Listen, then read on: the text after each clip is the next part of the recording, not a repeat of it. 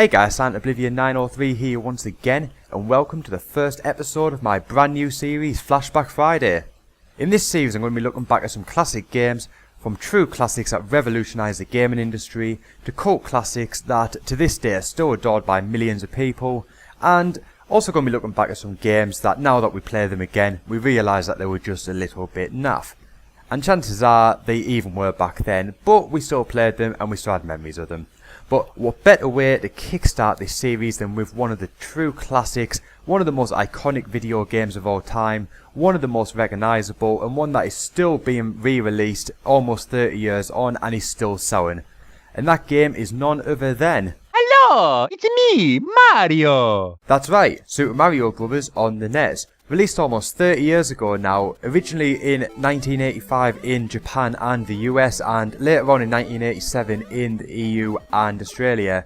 It was originally developed as a sequel to the 1983 arcade game Mario Bros. And the game was originally intended to be the last big release for the NES before the Famicom Disk System was released. Might have you wondering what the Famicom Disk System is. Fortunately, you're not alone. Although at the time it didn't do too bad in terms of sales, it actually had more than 4 million sales. It never had the commercial success over in the Western countries as it did in Japan, and it was eventually scrapped, mainly because of Super Mario Bros. And the fact that it basically put new life into the NES. And another fun fact, Super Mario Bros. Was also originally intended to be a side-scroller shoot-'em-up with a mixture of ground and air levels. Thankfully that wasn't to be, because it would not have had the success that it has now. It eventually became the 2D scroller game that we all love, and although not the first one, it has definitely set the standard for the genre. Due to the surprising success of Super Mario Bros., in 1986 Nintendo released Super Mario Bros. 2.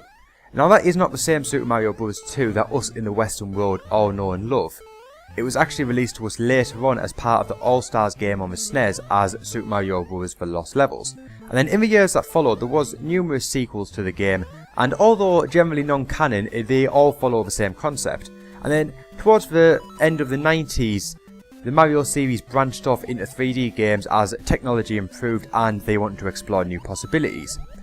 But in 2006 the series finally returned to its 2D roots with New Super Mario Bros. On the DS, followed over the next few years with Super Mario Bros. On the Wii, New Super Mario Bros. 2 on the 3DS and New Super Mario Bros. U on the Wii U. Now this wasn't done because the series needed to go back to its roots to maintain popularity. This was actually done alongside the 3D games such as Mario Galaxy and the Super Mario 3D series on the 3DS and Wii U.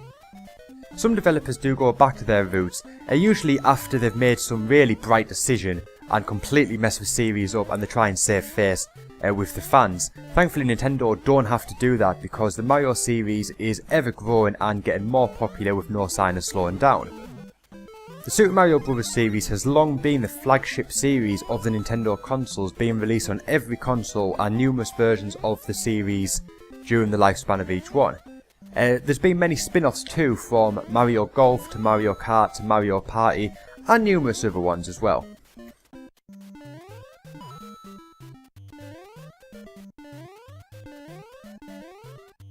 Going back to the game itself, the original Super Mario Bros. Has been re-released on near enough every Nintendo console release since the NES. The only one that actually hasn't been released on in any way, shape or form is the original Nintendo Game Boy, the Nintendo 64 and the Nintendo DS. It was ported onto the SNES as part of the Mario All-Stars game that I mentioned earlier. It was, like I said, it wasn't ported on the Game Boy itself, mainly due to it being black and white, and the game would have had to be stripped back quite dramatically, and it's quite a short game in itself anyway. But during the time of the Game Boy it was released on the SNES as All-Stars, so it wasn't really needed. But it was released in 1999 on the Game Boy Color. And during this time was when the Nintendo 64 was out, which it wasn't ported to, pretty much because this cartridges could hold a lot more data than the NES or the SNES, and even putting the All-Stars game on an N64 cartridge would be a big waste, as there'd be about 3/4 of the space left over. And so it made more sense to put it on the Game Boy Color.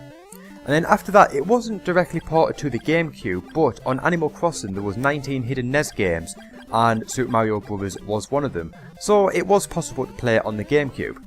And around that time as well, it was released on the Game Boy Advance. It was actually released twice on there, one in 2003 and one in 2005, as part of the classic series.